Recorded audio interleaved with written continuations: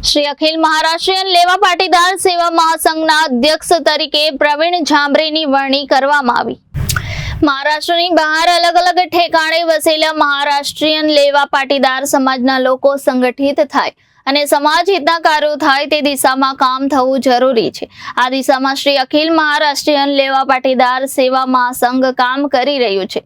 15મી ઓગસ્ટે ભરૂચના નર્મદા કાંઠે આવેલ નીલકંઠેશ્વર મહાદેવ મંદિરના સભાખંડમાં આ સંગઠનની સભા મળી હતી, જેમાં ગુજરાતભરમાંથી મહારાષ્ટ્રીયન લેવા પાટીદાર સેવા સંઘના હોદ્દેદારો અને સભ્યો ઉપસ્થિત રહ્યા હતા, તેમજ સમાજ ઉત્થાનની ચર્ચા કરવામાં આવી હતી। આગામી સમયમાં આ મહાસંઘ સુચારુ રૂપે ચાલે તે માટે મંડળના નવા અધ્યક્ષ તરીકે ભરૂચના પ્રવીણ મધુકર ઝાંભરેની વરણી સર્વાનુમતે કરાઈ હતી।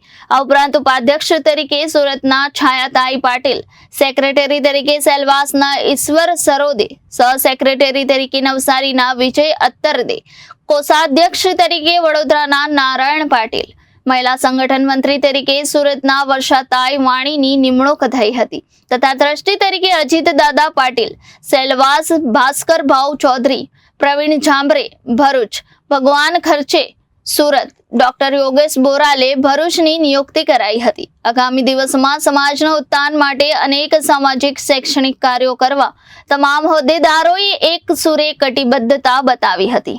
Reporter Viral Gohil, Janadesh news, Bharuch.